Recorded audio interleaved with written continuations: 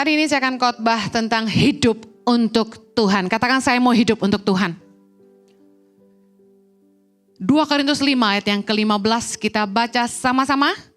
Dan Kristus telah mati untuk semua orang, supaya mereka yang hidup tidak lagi hidup untuk dirinya sendiri, tetapi untuk Dia yang telah mati dan telah dibangkitkan untuk mereka. Hidup bagi Tuhan haruslah menjadi tujuan hidup kita. Amin. Saya selalu bilang ini, Tuhan, saya mau hidup bagi Tuhan. I want to live for you alone.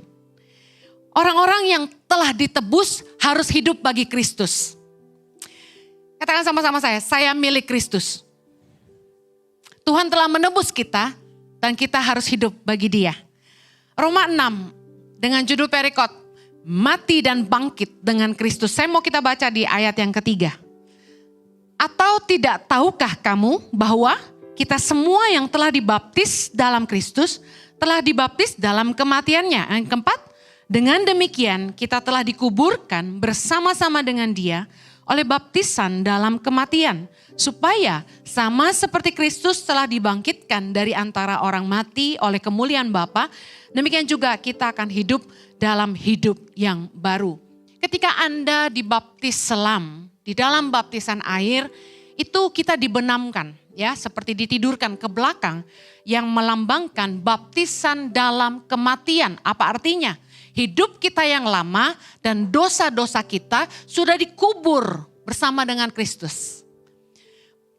Kematian Kristus di kayu salib telah menghapus segala dosa-dosa kita. Dan ketika kita keluar dari air, itu melambangkan kita dibangkitkan bersama Kristus. Kita telah disucikan dari segala dosa dan kita menjadi ciptaan yang baru di dalam Kristus. Katakan amin. Karena itu saya sarankan bagi Anda yang sudah percaya dan menerima Yesus sebagai Tuhan dan Juru Selamat, memberi diri untuk dibaptis selam.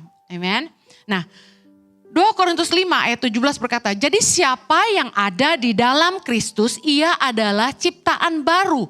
Yang lama sudah berlalu dan yang sesungguhnya yang baru sudah datang. Saudara, satu hal yang selalu menjadi kesaksian saya ketika orang bertanya kepada saya, kenapa kamu memilih mengikut Kristus? Adalah ini. Karena hanya di dalam Kristus saya punya kesempatan untuk memulai hidup yang baru. Kita semua, termasuk saya, punya masa lalu mungkin yang kurang baik, masa lalu yang kelam. Trauma-trauma di masa kecil. Dan di dalam Kristus, semua kesalahan kita, dosa-dosa kita ditebus. Dan segala kesalahan kita dan pelanggaran kita dihapus. Dan kita beroleh kesempatan untuk memulai lagi hidup kita. Seperti lembaran yang putih, yang bersih, Tuhan kasih kita kesempatan hidup yang baru. Dan hanya di dalam Kristus kita beroleh semuanya itu. Katakan amin. Nah saudara, ketika kita telah diampuni, kita sadar bahwa Yesus sudah mati buat kita. Kita harus sadar bahwa kita tidak boleh menyia-nyiakan kasih karunia yang Tuhan berikan. Kita harus memulai hidup yang baru ini dengan cara yang baru. Roma 6 ayat 8 berkata gini, jadi jika kita telah mati dengan Kristus, kita percaya bahwa kita akan hidup juga dengan Dia. Katakan amin. Karena kita tahu bahwa Kristus sesudah Ia bangkit dari antara orang mati, tidak mati lagi. Maut tidak berkuasa lagi atas Dia. Sebab kematiannya adalah kematian terhadap dosa satu kali dan untuk selama-lamanya. Dan kehidupannya adalah kehidupan bagi Allah. Ayat 11 kita baca sama-sama. Demikianlah hendaknya kamu memandangnya bahwa kamu telah mati bagi dosa. Tetapi kamu hidup bagi Allah dalam Kristus Yesus. Katakan sama-sama saya, di dalam Kristus saya telah mati bagi dosa dan saya hidup bagi Allah. Sama-sama. Di dalam Kristus saya telah mati bagi dosa dan saya hidup bagi Allah. Anda harus menanamkan ini di alam bawah sadarmu. Saya telah mati bagi dosa dan saya hidup bagi Allah. Ulang-ulang ngomong itu sampai kamu sadar dan ngerti saya sudah mati bagi dosa dan saya harus hidup bagi Allah. Ketika Anda menerima Yesus sebagai Tuhan dan Juru Selamat dan mempercayai karya salibnya, Anda juga harus tahu bahwa karya salib itu bukan hanya tradisi. Tapi Yesus benar-benar telah mati untuk menembus dosa-dosa kita, supaya memberikan kita kehidupan yang baru. Karena itu sebagai orang-orang yang sudah ditebus, kita harus hidup bagi Kristus. Jangan lagi hidup bagi dosa, tapi hidup bagi kebenaran. Bagaimana kita belajar hidup bagi Allah, dikatakan di ayat yang pertama tadi kita baca 2 Korintus 5:15, bahwa supaya mereka yang hidup tidak lagi hidup untuk dirinya sendiri, tapi untuk Dia. Nah, bagaimanakah kita belajar hidup bagi Allah? Saya ingin share. Yang pertama, jangan menjadi hamba dosa, tapi jadilah hamba kebenaran. Dalam Matius 26 ayat 41, Yesus berkata begini, berjaga-jagalah dan berdoalah supaya kamu jangan jatuh ke dalam pencobaan. Roh memang penurut, tetapi daging lemah. Yesus mengingatkan kita bahwa meskipun kita ini sudah percaya Yesus, meskipun kita ini sudah dibaptis, kita sudah penuh Roh Kudus, kita tidak kebal dosa. Keinginan dosa masih ada. Makanya kita harus berdoa dan berjaga-jaga. Nah, bagaimana kita tidak lagi jadi hamba dosa? Mudah. Jangan lagi turuti keinginan dosa di dalam daging kita. Kita harus be real bahwa keinginan dosa masih ada. Betul nggak? Nggak ada orang yang kebal dosa tuh nggak ada. Kita tahu ada mie instan yang nggak sehat aja. Kita kadang-kadang pengen makan mie instan. Kita tahu nggak mie instan nggak sehat? Dengan segala kecerdasan Anda pasti tahu. Saya juga tahu. Tapi saya tahu mie instan enak. Suami saya selalu marah kalau saya pesan mie instan. Sekarang sudah bertobat sekali-kali. Ya, berapa bulan satu kali gitu. Saya nyolong makan satu. Karena saya tahu gak baik. Tapi manusia seperti itu. Tahu dosa gak baik. Tapi kita pengen. Kenapa? Dosa enak. Yang ngaku dosa enak angkat tangan. Jangan ada dusta di sini. Jangan ada dusta di antara kita. Saya senang banget. Sayangnya less than 10 yang ngaku. Kurang dari 10 orang yang ngaku dosa itu enak. Kalau dosa tuh gak enak, Tuhan gak ulang-ulang ngomong, jangan berbuat dosa lagi. Justru karena Tuhan tahu dosa tuh enak. Saya kasih tahu ya. Yang dikit-dikit tuh yang orang gak tahu kita lakukan, itu kayak sedap gitu. Kenapa? Soalnya kita bosan sama yang real. Contoh, kenapa orang lebih doyan selingkuh? Karena ada perasaan seru, ngeri, sedap. Takut istri tahu, itu yang bikin seru. Dan sesuatu yang baru. Ngaku deh, gue juga tahu gitu kan. Tapi kita tahu itu dosa. Tubuh kita menginginkannya. Ketika rumah tangga tidak bahagia, lalu ada orang ketiga yang begitu indah. Sulit untuk tidak berkata, ya. Sadar ini, jangan munafik. Orang Kristen gak boleh munafik. Kalau Anda munafik, Anda gak sembuh. Anda harus mengakui, saya menginginkannya. Tetapi, kata firman Tuhan, kamu gak boleh jadi hamba dosa. Firman Tuhan mengajar dengan luar biasa. Roma 6 ayat 12. Sebab itu, hendaklah dosa jangan berkuasa lagi di dalam tubuhmu yang fana, supaya kamu jangan lagi menuruti keinginannya. Jadi kunci kita tidak hidup lagi jadi hamba dosa adalah kita tidak boleh ngikutin keinginannya. Kalau pacarmu ngajak kamu bikin dosa, jangan diikutin. Kalau dia maksa, tinggalin. Cari jodoh susah Bu Heni, tinggalin. Tuhan akan gantikan dengan yang jauh lebih baik. Katakan amin. Ayat 16, kita baca di ayat 16.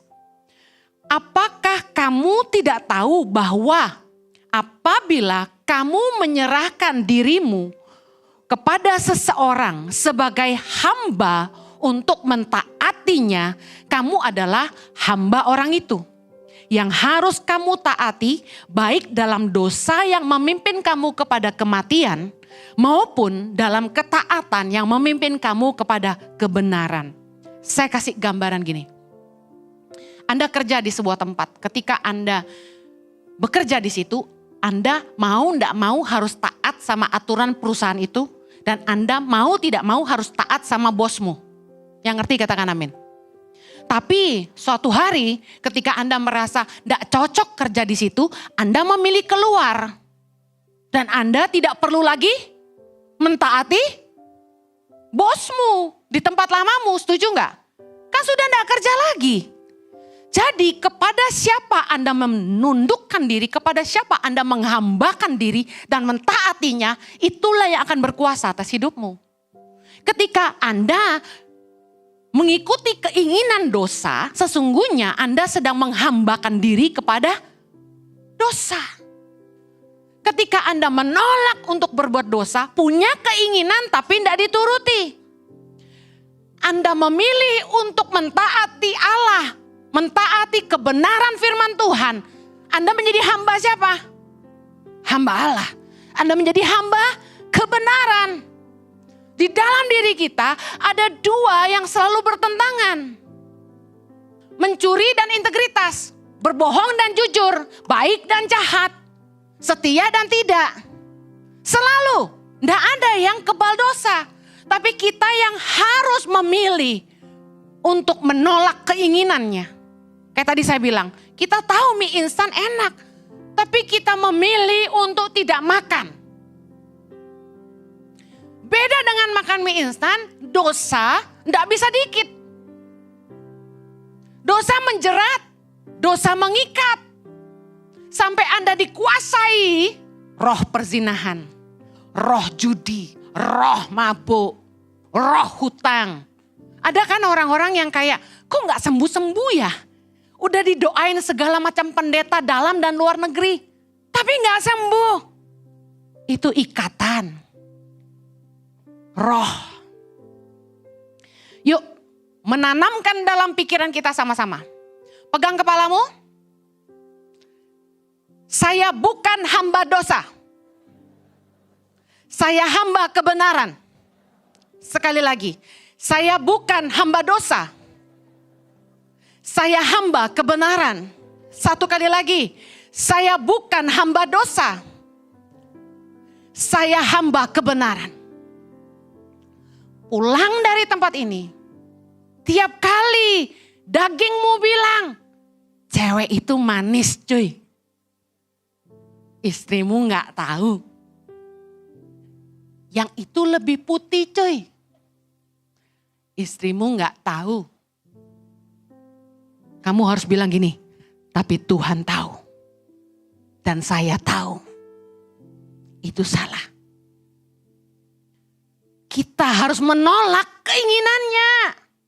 Waktu dagingmu bilang, lu lagi butuh duit banyak. Udah nyolong aja. Gak ada yang tahu. Lu lagi butuh duit. Udah pinjol aja dikit-dikit. Anda harus bilang, tidak mau. Anda harus berani menolak keinginan, berbuat dosa, berbuat salah. Amin. Kalau enggak mau nuai yang salah, jangan bikin keputusan yang salah. Ketika Anda memilih taat kepada kebenaran, ketika Anda memilih taat kepada firman Tuhan, Anda akan jadi hamba kebenaran. Mari pandang dosa sebagai suatu kejijikan. Sesuatu yang begitu jijik. Dosa sebagai sesuatu yang merugikan, corrupting. Dosa sebagai sesuatu yang menurunkan nilaimu, merusak hidupmu, membuat kamu merasa tidak berharga. Dosa tidak sebanding dengan besarnya kasih karunia yang Tuhan sudah berikan bagi hidup kita. Amen. Kalau Tuhan udah kasih kesempatan yang baru, jangan dirusak lagi. Filipi 3 ayat 7 berkata, Rasul Paulus bilang gini, tetapi apa yang dahulu merupakan keuntungan bagiku, sekarang ku anggap rugi karena Kristus. Dulu sebelum kenal Tuhan, nyuap, nyogok dan sebagainya itu biasa. Tapi semua keuntungan yang kita peroleh dari dosa, dari ketidakbenaran harus menjadi rugi bagi kita hari ini. Karena kita tahu upah yang kita akan peroleh di akhir hidup kita itu yang jauh lebih penting. Ingat, hidup kita di dunia ini sementara. Yang selama-lamanya menanti kita. Setiap kita akan berdiri di tahta pengadilan Tuhan. Dan itu jauh lebih penting daripada apa yang kita hidupi hari ini. Semua perolehan pencapaianmu di dunia ini tidak akan ikut kamu ketika kamu mati. Tapi taburanmu selama hidup harus kamu pertanggungjawabkan di hadapan Allah di akhir hidupmu nanti. Bijaksanalah. Kalau hari ini dalam pernikahan kamu tidak bahagia, tetap setia. Kok gitu Bu Heni? Saya selalu bilang sama ibu-ibu, selain kamu mengalami KDRT, saya tidak akan pernah sarankan kamu berpisah. Bukan bercerai ya, beda kata pisah sama cerai. Selain kamu di KDRT, kalau sampai kamu digebukin, anakmu digebukin, wow, bisa mati. Orang bilang sabar, tawakal, berdoa, omong kosong, mati dia. Ya harus pergilah, orang dipukulin, masuk akal nggak Bapak Ibu? Kalau anakmu yang dipukulin suaminya atau dipukulin istrinya, zaman sekarang kan perempuan juga gagah ya kan? Masa suruh diam aja dan berdoa? Lari. Kalau mau ngambil keputusan berpisah, enggak boleh bercerai. Berpisah sementara menurut Alkitab diizinkan supaya masing-masing berdoa, kata firman Tuhan. Yang artinya masing-masing introspeksi diri. Roma 6 ayat 17, kita baca sama-sama. Tetapi syukurlah kepada Allah, dahulu memang kamu hamba dosa, tetapi sekarang kamu dengan segenap hati, katakan segenap hati, telah mentaati pengajaran yang telah diteruskan kepadamu. Ayat 18, kamu telah dimerdekakan dari dosa dan menjadi hamba kebenaran. Tadi yang pertama, untuk kita tidak jadi hamba dosa, kita harus tidak mengikuti keinginannya. Yang kedua, kunci kita merdeka dari dosa adalah ini. Kita harus punya self motivation, keinginan yang kuat untuk bertumbuh dalam iman dan menghidupi kebenaran. Dikatakan tadi gini, sekarang kamu dengan segenap hati telah mentaati pengajaran yang telah diteruskan kepadamu. Satu hal supaya Anda bisa bertumbuh, Anda harus belajar. Beri dirimu dimuridkan, dimentor, makanya join komsel, komisi. Join Bible study, ada training of discipleship di TODIC dan lain sebagainya. Dengar khotbah sering-sering. Tapi enggak cukup itu makanan. Tapi untuk Anda sungguh-sungguh menang, Anda harus menghidupi. Firman yang Anda baca hanya punya daya ubah dalam hidupmu kalau Anda menghidupinya, katakan amin. Kamu telah dimerdekakan dari dosa dan menjadi hamba kebenaran kalau Anda mentaatinya. Yang artinya yang diajarin dihidupin. Semua motivasi, pengajaran, khotbah yang Anda dengar hanya akan mendongkrak iman Anda dan mengubah hidup Anda kalau Anda sungguh-sungguh menghidupinya. Melakukan kebenaran firman Tuhan itu harus jadi sebuah gaya hidup.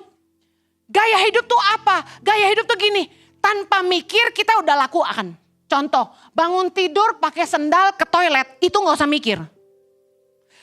Gaya hidup tuh sesuatu yang udah biasa kita lakukan. Kalau mau makan ambil piring, ambil nasi duluan. Itu kayak udah gak usah mikir, udah disetel otomatis. Kebenaran harus kita hidupi terus sampai menjadi sebuah gaya hidup buat kita. Saya share, waktu kami di endorse sama Dermaster untuk slimming, menguruskan berat badan. Anda tahu Pak Jojo turun 20 kilo, saya turun 14 kilo. Karena dia lebih berat maksudnya. Nah, Bapak Ibu, ketika kami berhenti mengkonsumsi obat yang membantu supaya kami tidak lapar dan lain sebagainya, fat blocker dan vitamin metabolism booster, itu kami harus berjuang sendiri.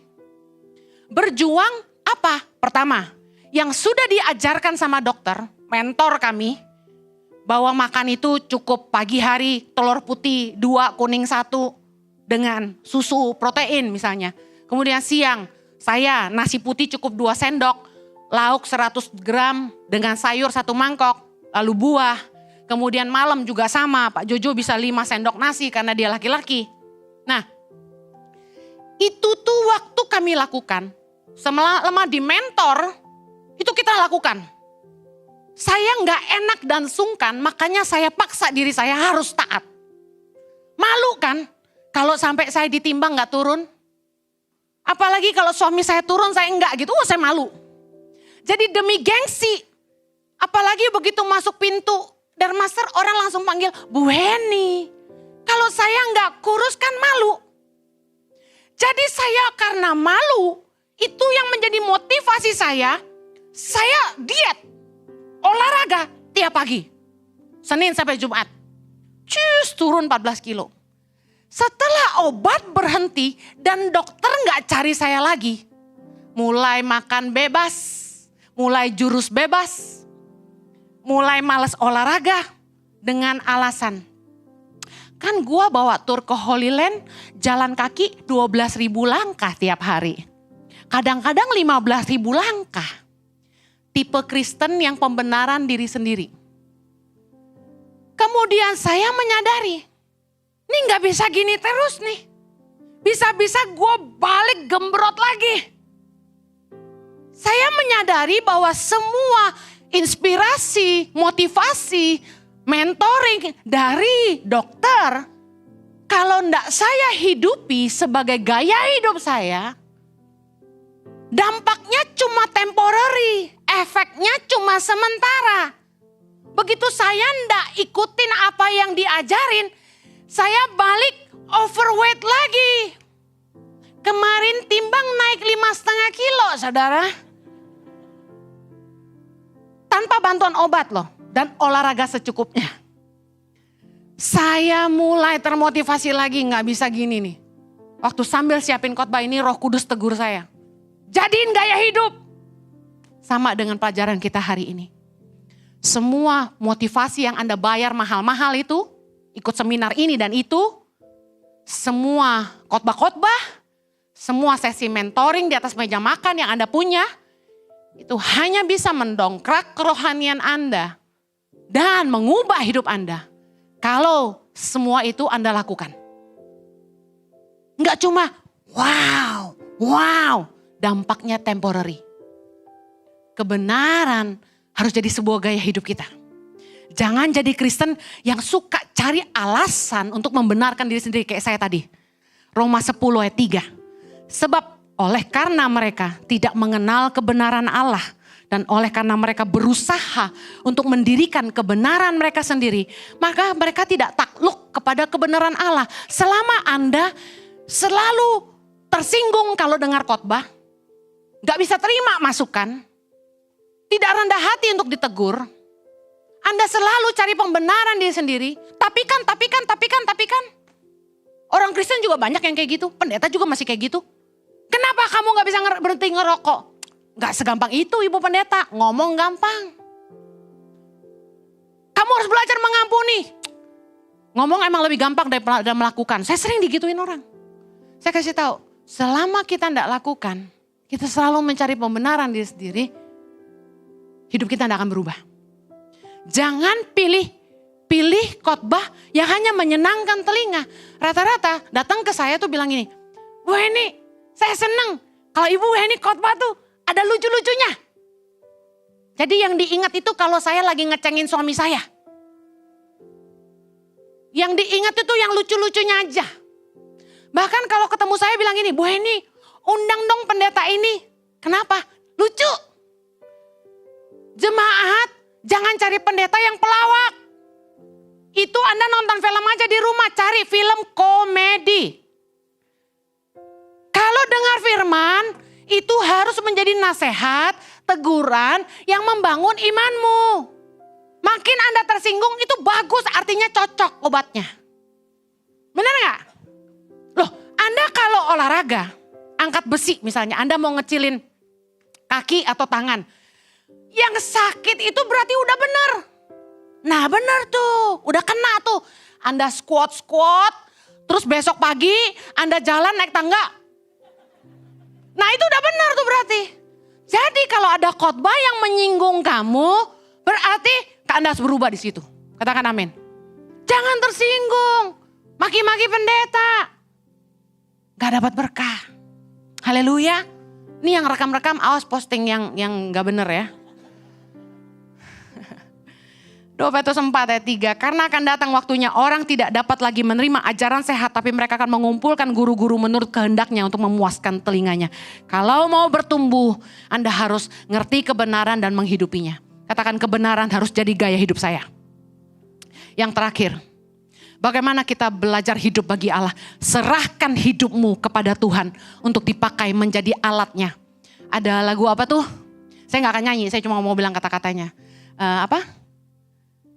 Yesus jadi alatmu, something gitulah. Nah, izinkan Allah untuk memakai hidupmu menjadi senjata kebenaran.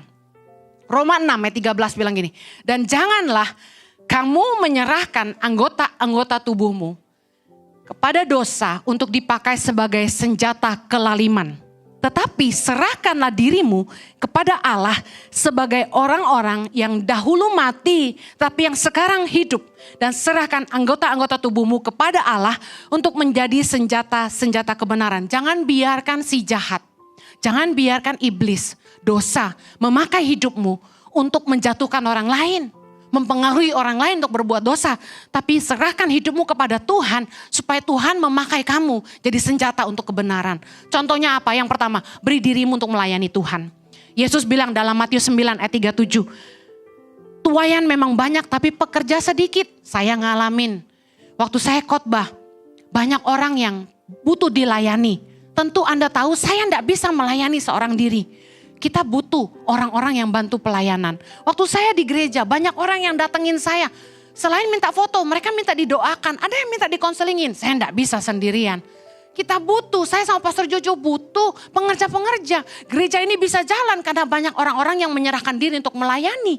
Tapi kita masih kekurangan. Contohnya apa? Kita kekurangan tim drama. Yang jago acting, daftar dong. Cuma beberapa kali setahun, gak tiap minggu saudara. Latihannya juga gak banyak, paling 3-4 kali. Kemudian kita butuh lagi tim untuk choir. Aduh sedih banget, choir laki-laki kok sedikit.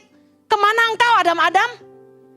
Kemudian kita butuh lagi guru-guru sekolah minggu. Kurang banget, kita butuh. Ayo dong, beri dirimu melayani. Beri dirimu kepada Tuhan. Untuk menjadi senjata kebenaran yang memberitakan kebenaran Tuhan. Amen. Guru-guru sekolah minggu tuh punya favor. Kenapa?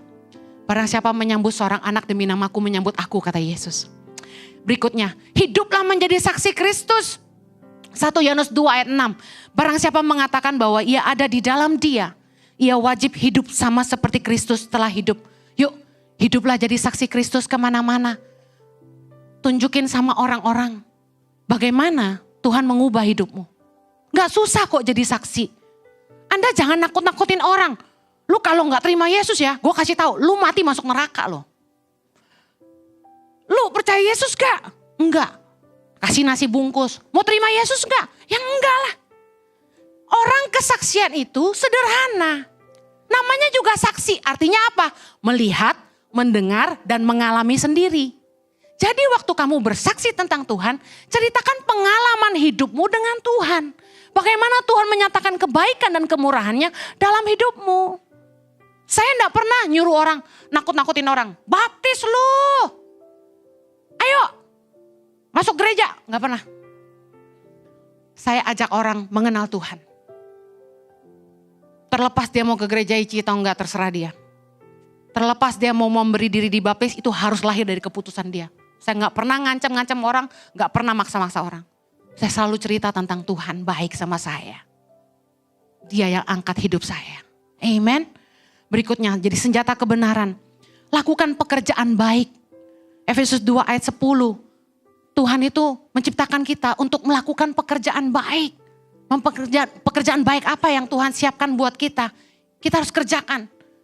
Jadi berkat dimanapun kita pergi. Yang berikutnya, hidup melakukan kehendak Tuhan. Jadi senjata kebenaran. Cari tahu apa yang Tuhan mau dalam hidupmu dan lakukan. Saya akhiri. Saya punya tujuan hidup cuma satu. Saya hanya mau hidup untuk Tuhan. Saya hanya mau melakukan apa yang Tuhan mau dalam hidup saya. Bagi saya yang terpenting, perkenanan Tuhan. Saya belajar dari Yesus. Yesus berkata dalam Yohanes 17 ayat yang keempat. Ayat terakhir kita baca. Aku telah mempermuliakan engkau di bumi dengan jalan menyelesaikan pekerjaan yang engkau berikan kepadaku untuk melakukannya. Saudara harus ngerti pekerjaan apa yang kamu harus selesaikan di hidup kamu. Pekerjaan apa yang Tuhan mau dalam hidup kamu. Gak harus sesuatu yang besar. Asal kamu ngerti dan kamu kerjakan dengan setia. Kamu selesai. Kita bisa bilang kayak Yesus di atas kayu salib. It is finished.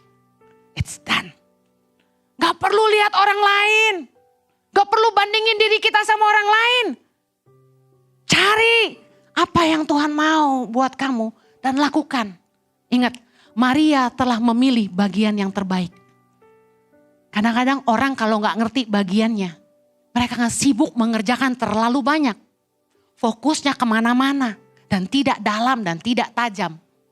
Tapi kalau orang ngerti yang Tuhan mau, hidupnya akan fokus. Dia akan jalan terus, semangat terus, dan dia setia untuk menyelesaikannya. Yuk dalam doa-doamu, sekali lagi saya ingatkan, jangan minta berkat terus. Coba tanya Tuhan, apa yang kau mau dengan hidupku? Yang mau katakan amin. Kita pejamkan mata. Bapa di sorga, tolong kami supaya tidak lagi hidup jadi hamba dosa. Tapi kami mau hidup jadi hamba kebenaran. Pakai hidup kami Tuhan. Untuk menjadi senjata-senjata kebenaran. Yang rindu dipakai Tuhan. Taruh tanganmu di dada, katakan Tuhan pakai saya. Ini aku Tuhan, pakai aku. Bapa, hambamu juga berdoa. Berikan kasih karuniamu, mampukan umatmu. Supaya punya kekuatan untuk menolak keinginan dosa dalam hidup mereka. Bahkan berhenti berbuat dosa. Mereka boleh dimerdekakan. Mereka boleh menang dari keinginan dosa.